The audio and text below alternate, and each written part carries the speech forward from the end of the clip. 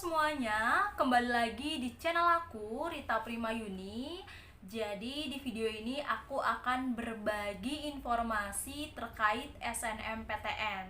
Jadi yang akan aku bagikan itu adalah bagaimana caranya atau tips untuk lulus SNMPTN.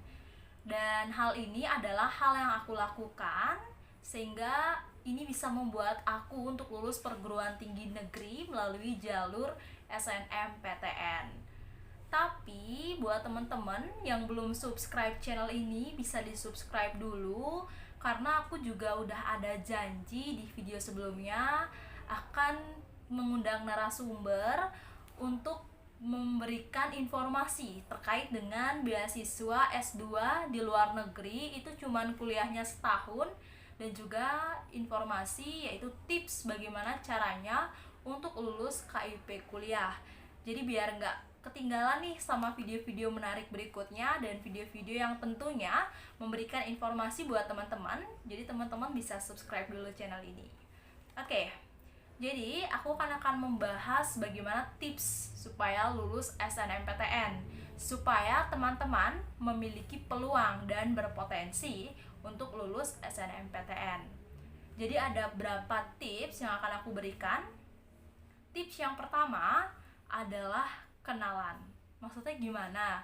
Jadi teman-teman itu harus cari tahu dulu, harus kenalan dulu sama SNMPTN-nya.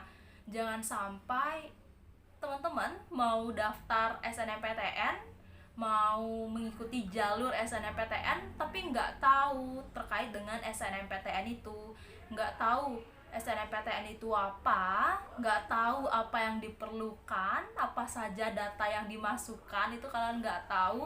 Dan juga kalian nggak bisa melihat gitu, atau kalian nggak bisa mengira bahwa apa ya yang harus aku siapkan nih, karena kalian nggak tahu SNMPTN itu apa. Jadi contohnya teman-teman udah cari tahu bahwa SNMPTN adalah seleksi masuk perguruan tinggi yang menggunakan salah satunya yang dilihat itu adalah nilai rapot. Jadi jika teman-teman sudah tahu bahwa nilai rapot adalah salah satu dari pertimbangan lulus atau tidaknya jalur SNMPTN ini, jadi kan kita bisa siapkan dengan baik nilai rapot tersebut.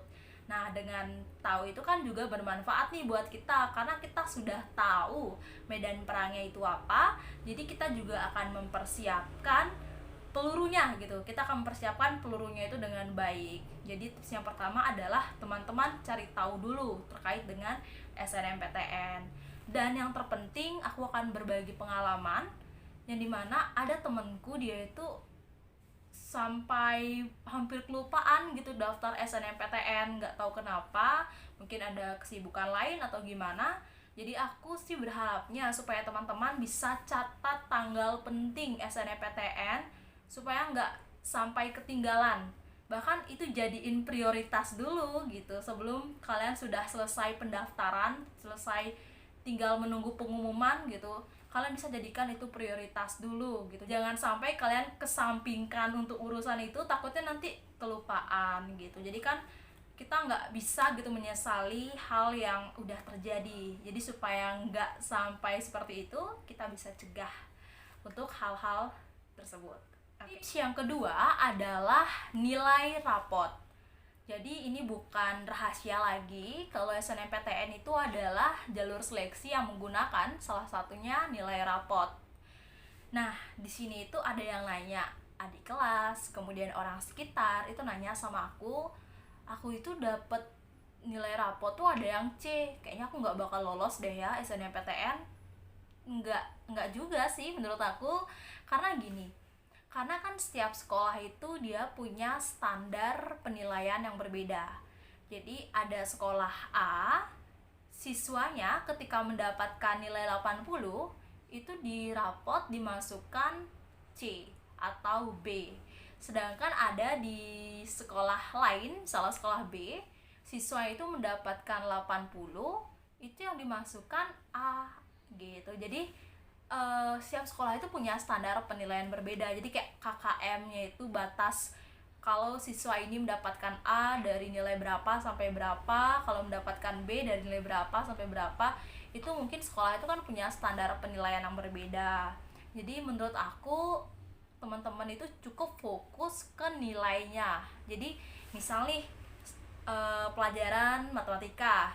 Jadi matematika ini di semester 1 kalian dapatnya 85. Jadi semester 2 kalian dapatnya 88 gitu ya. Jadi kita cukup fokus ke nilainya itu 85, 88, 90. Kita fokusnya ke sana, jangan kita fokusnya itu ke A, B atau C nih kita dapat. Misalnya di rapot nih, wah kita dapatnya B semua, nggak kayak lolos deh. Atau A semua, wah kayak lolos deh. Jadi kita nggak fokus ke sana, tapi kita fokusnya itu ke nilainya langsung gitu. Alangkah baiknya kita fokusnya ke nilainya langsung. Karena kalau kita melihat rata-rata rapotnya, rata-rata nilainya kan kita menghitung dari nilainya langsung. Jadi nggak fokus ke dapat C atau dapat B-nya itu gitu.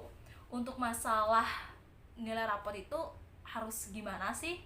Kalau untuk pengalaman aku yang buat aku lulus SNMPTN, itu untuk aku lihat sih nilai rapotnya itu memang tidak hanya konsisten, tapi juga meningkat. Jadi meningkatnya itu nggak harus banyak gitu. Kalau banyak pun ya mungkin alangkah baiknya gitu. Tapi kalau misalnya teman-teman bisa meningkat itu udah sangat baik. Meskipun kalau seandainya nggak bisa meningkat nih, bisa dipelan-pelankan lah gitu. Jadi kayak konsisten itu alangkah baiknya. Jadi memang harus dipertahankan aja nilai rapotnya, jangan sampai turun gitu. Karena kalau sampai turun itu mungkin akan memiliki peluang yang kecil, tapi itu juga nggak menutup peluang buat teman-teman bisa lulus SNMPTN.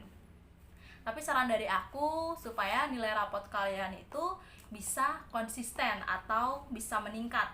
Jadi kayak misalnya nih, dari aku di semester Bahasa Indonesia itu di kelas 11 semester 2 itu aku dapatnya 93. Terus di kelas 12 semester 1 itu aku dapatnya 94. Jadi itu kan sudah ada peningkatan ya gitu. Itu kayak alangkah baiknya seperti itu. Setiap mata pelajaran itu mengalami peningkatan. Jika tidak meningkat, konsisten pun tidak masalah, asalkan teman-teman bisa usahakan jangan sampai nilai rapotnya itu turun. Meskipun dengan nilai rapot turun itu mungkin itu tidak menutup kemungkinan untuk lulus SNMPTN, tapi karena sudah tahu dari awal, alangkah baiknya itu diusahakan oleh teman-teman supaya nilai rapotnya itu bisa meningkat. Yang ketiga adalah prestasi. Jadi pengalaman pribadi aku memasukkan 3 prestasi karena maksimal memang 3 prestasi, dan itu adalah prestasi tertinggi yang kalian miliki, prestasi tingkatannya tertinggi, baik itu di kabupaten atau kota, provinsi, nasional atau internasional. Kemudian untuk aku memasukkan prestasi yang sejalur atau searah dengan jurusan yang aku pilih. Aku kan memilih ilmu kesehatan masyarakat di SNMPTN. Untuk prestasinya, aku menggunakan prestasi yang sejalur. Jadi karena aku mengambil jurusan ilmu kesehatan masyarakat, jadi aku memasukkan prestasi yang pertama itu adalah prestasi di Universitas Brawijaya, itu terkait dengan gizi di Fakultas Kedokterannya. Jadi itu kan sudah sejalan lah atau searah lah dengan IKM. Kemudian yang kedua itu adalah lomba esai terkait dengan upaya preventif atau pencegahan penyakit pada masyarakat. Itu juga sudah searah dengan IKM. Dan yang ketiga itu adalah terkait dengan bagaimana kita bisa memanfaatkan teknologi di era saat ini.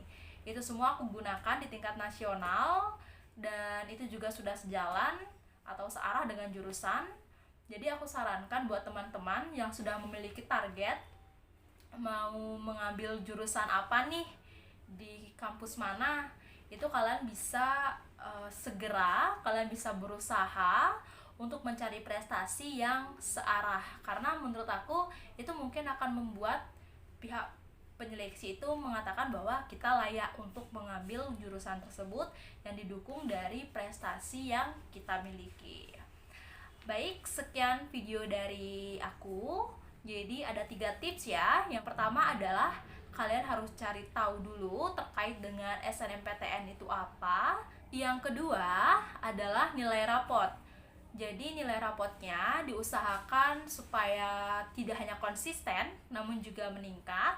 Tidak masalah meningkatnya itu enggak 5 6, meskipun meningkat 1 poin, 2 poin gitu nggak masalah. Dan yang ketiga adalah prestasi. Jadi yang prestasi yang dimaksudkan itu adalah maksimal 3 di tahunku, dan juga diusahakan untuk prestasi yang searah lah atau sejalur dengan jurusan yang teman-teman ambil gitu. Oke, sekian video dari aku. Buat teman-teman, jangan lupa subscribe channel ini supaya nggak ketinggalan sama video-video menarik berikutnya. Terima kasih.